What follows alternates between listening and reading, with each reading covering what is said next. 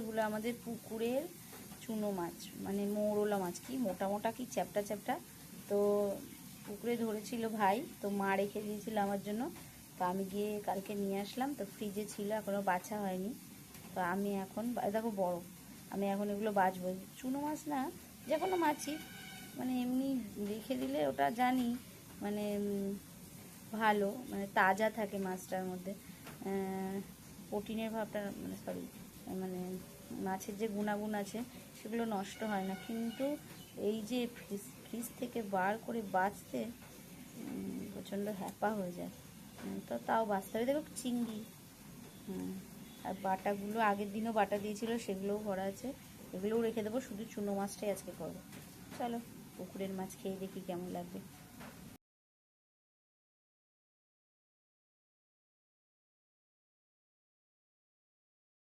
মাছটা বাটি বাটিই করবো, ওই জন্য আলু পেঁয়াজ সব দিয়ে করে কেটে নিয়েছিলাম। তো এই দিয়েছি সরষে, হলুদ একটু ভেজে নিয়েছি, হলুদ, লঙ্কা গুঁড়ো, জিরে গুঁড়ো, কাঁচা লঙ্কা কুচি, আর মাছটা কাঁচাই দেবো। বাটি বাটিটা ভেজে দিয়ে, আর এই কড়াইটা সেই শাক ভাজার কড়াইটা মাঝে নিয়ে ওর মধ্যে একটু জল দিয়ে ধুয়ে নিয়ে ওর মধ্যেই করছি। কিছুর মধ্যে জল দিয়ে দেবো।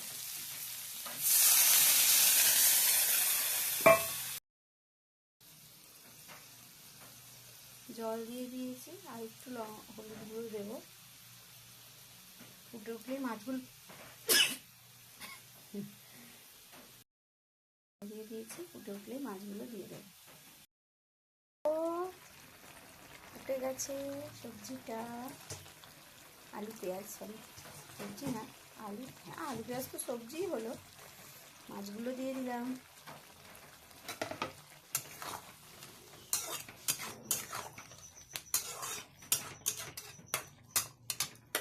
ওপর থেকে টমেটো দিয়ে দিলাম।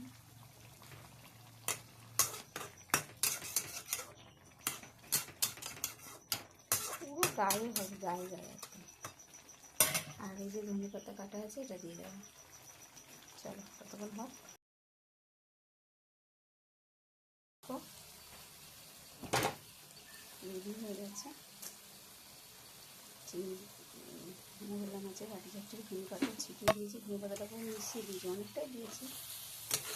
একটু লেগে লেগেই গেছে, বাটি ঝাপটি একটু লেগে লেগেই যায়, নাহলে ঠিক টেস্ট আসে না, পোড়া পোড়া। ওকে টাটা, চলো।